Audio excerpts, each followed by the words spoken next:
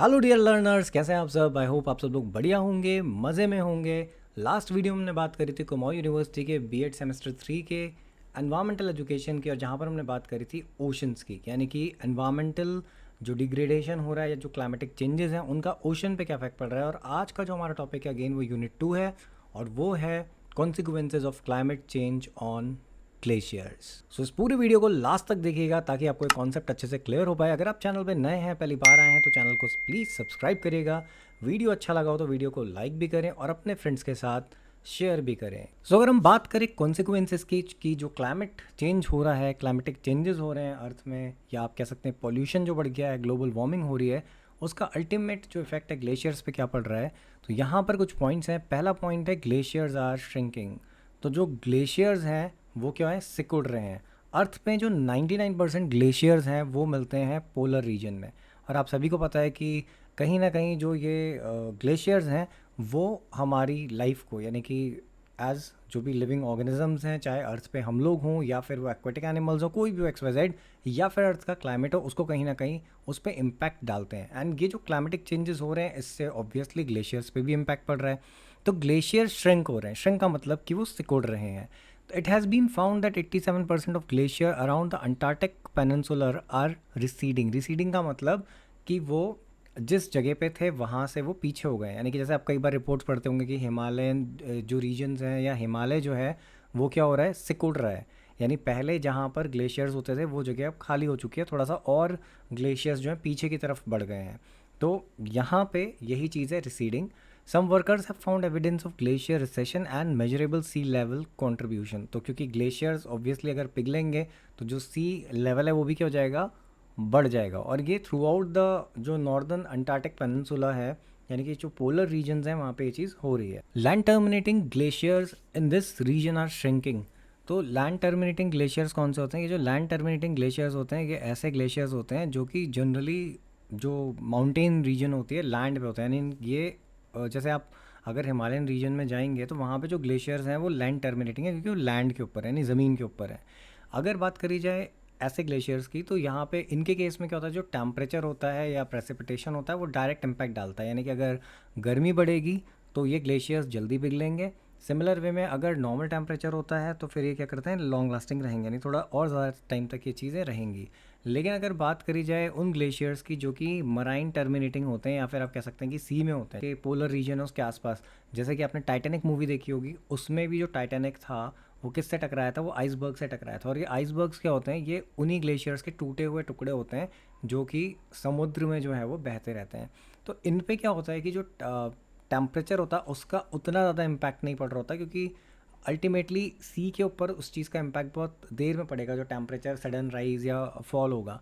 But जो land terminating glaciers होते हैं उनके केस में क्या होता है, फॉरेन टेम्परेचर का इम्पैक्ट उनके ऊपर पड़ता है। तो ये भी एक कॉन्सिक्वेंस है कि जो ग्लेशियर्स हैं वो क्या हो रहे हैं, सिकुड़ते जा रहे हैं। सेकेंड इम्पैक्ट जो क्लाइमेटिक चेंज का ग्लेशियर्स पे पड़ा है वो है ग्लेशियर्स जो हैं दे आर थिनिंग। थिनिंग का मतलब कि वो पतले भी होते जा रहे हैं, यानी कि वहाँ पे जो एक्यूमुलेशन है आप कह सकते हैं स्नो का, वो भी क्या हो गया है, ओवरऑल कम हो गया है। तो यहाँ पे अंटार्कटिक पेनिनसुलर की बात हो रही है, और यहाँ पे 12 ग्लेशियर्स जो हैं ऐसे हैं जिनका जिन्होंने, यानी कि यहाँ पे लिखा भी है कि peninsula showed near frontal surface lowering since 1960s। तो 60s से ये चीज़ स्टडी करी जा रही है, और वहाँ पे जो उनका स्टार्टिंग पॉइंट है वहाँ पे क्या हो चुका है, वो चीज़ बहुत ज़्यादा थिन हो चुकी है। इवन कई बार आपने हिमालयन रीजन में गोमुख ग्लेशियर के बारे में भी सुना होगा कि पहले जहाँ पर ओरिजिन पॉइंट था गंगा जी का, अब वो थोड़ा और आगे की तरफ शिफ्ट हो गया है, क्योंकि जो ग्लेशियर है वो क्या हो गया है, सिकुड़ गया है, just because of this global warming. And यहाँ पे जो सरफेस लोअरिंग है इसके लिए लिखा है कि it ceases at about 400 metre in altitude across all the glaciers which may be due to increase in high altitude accumulation. तो हाई ऑल्टीट्यूड एक्यूमुलेशन की वजह से भी ऐसा हो रहा है कि 400 मीटर के ऑल्टीट्यूड पे जो सरफेस लोअरिंग है वो हो रही है। These marine terminating glaciers are affected by both oceanic and atmospheric warming. अब जो मराइन टर्मिनेटिंग है, यानी कि जो समुद्र वाले एरिया में जो ग्लेशियर्स हैं उनके साथ क्या हुआ है, एक तो जो ओशन है उसका टेम्परेचर बढ़ेगा, उसका भी इम्पैक्ट पड़ेगा, और एटमॉस्फेरिक वार्मिंग जो हुई है, यानी ग्लोबल वार्मिंग हुई है, उसका भी इम्पैक्ट पड़ रहा है। तो इससे अल्टीमेटली क्या हो रहा है कि they are bringing them nearer to flotation, यानी कि वो फिर फाइनली बहने लग जाते हैं बहुत ही ज़्यादा। जब डिप्लीशन हो जाता है, टूट जाते हैं, तो फिर फाइनली क्या होगा, वो समुद्र में बहने लग जाएंगे। तो वही जो हमने अभी टाइटैनिक के केस की बात करी थी, it is something like that only, कि फिर आप उसे ईजिली देख सकते हैं बहते हुए, लेकिन ये सब पोलर रीजन में ही आपको देखने को मिलेगा। नेक्स्ट जो कॉन्सिक्वेंस है वो है ग्लेशियर्स लॉस इज एक्सेलरेटिंग, यानी कि ये जो ग्लेशियर का लॉस है ये एक्सेलरेट हो गया है, बहुत तेज़ी से हो रहा है। तो यहाँ पे एक पॉइंट मिसिंग है, यानी वर्ड मिस था, ये है ग्लेशियर जो लॉस है वो glaciers loss are accelerating across the Antarctic peninsula. तो ये अंटार्कटिक पेनिनसुला की बात हो रही है, लेकिन एक्चुअली ये जो ग्लेशियर्स का लॉस है थ्रू आउट द वर्ल्ड है, जहाँ पर भी ग्लेशियर्स हैं वहाँ पर ये प्रॉब्लम है। जैसे कि मैंने आपको हिमालयन रीजन का भी एग्जाम्पल दिया, तो वहाँ पर भी सेम यही प्रॉब्लम है। आप बहुत सारी अगर रिपोर्ट्स देखेंगे, रिसर्च वर्क देखेंगे, तो आपको भी वहाँ पे ये चीज़ देखने को मिलेगी कि हिमालयन रीजन के जो ग्लेशियर्स हैं वो भी क्या हो रहे हैं, उनमें भी लॉस हो रहा है, वो भी डिग्रेड हो रहे हैं। This may be due to the thinning observed at the glaciers snouts. तो ये जो स्नाउट्स है इसका मतलब होता है कि ग्लेशियर का जो माउथ है, यानी स्टार्टिंग है जहाँ पे उसकी, वो तो थिनिंग भी हो रही है, रिसेशन भी हो रहा है, ठीक है। और यहाँ पे ये क्यों हो रहा है, due to climatic driven rise in sea level from this region. तो अंटार्कटिक की बात हो रही है, तो वहाँ पे तो जो क्लाइमेटिक इफेक्ट हैं उसकी वजह से जो सी लेवल है वो भी बढ़ा, क्योंकि ग्लेशियर्स पिघलेंगे तो अल्टीमेटली वाटर कहाँ पे आएगा, सी में आएगा। उसके अलावा जो ये राइज इन टेम्परेचर, हमने लास्ट वीडियो में बात भी करी थी कि जो सी है या ओशंस है उनका जो टेम्परेचर है वो भी क्या है, बढ़ रहा है। तो ऐसे में यहाँ पे लिखा भी है कि जो थिनिंग ग्लेशियर्स होते हैं वो मतलब ईजिली बहुत ही वो फ्लोट कर सकते हैं, तो यानी बहने लग जाएंगे वो और फिर ऑब्वियसली गलेंगे। और यहाँ पर है कि once the warm water can access the underside of a glacier, यानी कि अगर आपने कभी हिमालयन रीजन में भी ट्रैवल किया, जैसे आप केदारनाथ साइड या कहीं पे भी ऐसी जगह गए तो आपने देखा होगा वहाँ पे जो ग्लेशियर्स होते हैं उनके नीचे से पानी बह रहा होता है, बट क्योंकि वहाँ पे टेम्परेचर जो है बहुत कम है तो उसका इम्पैक्ट उतना ज़्यादा नहीं होता, बट फिर भी बहता हुआ पानी क्या करता है, वो भी ग्लेशियर को नीचे से काटेगा। अब आप सोच सकते हैं कि अगर गर्म पानी है और गर्म पानी यानी ओशन का उस ग्लेशियर के नीचे जा रहा है, तो क्या होगा, वो नीचे से उसको काटना स्टार्ट कर देगा, गलाना शुरू कर देगा, एंड फाइनली एक बार जब वो थिनिंग हो जाएगी तो क्या होगा कि वो ग्लेशियर जो है टूट के समुद्र में गिर जाएगा या ओशन में गिर जाएगा आप कह सकते हैं, और फिर उसके बाद वो भी वहाँ से गायब हो जाएगा। तो ये सारी की सारी चीज़ें हैं, इम्पैक्ट है क्लाइमेटिक चेंज का जो कि ग्लेशियर पे हो रहा है।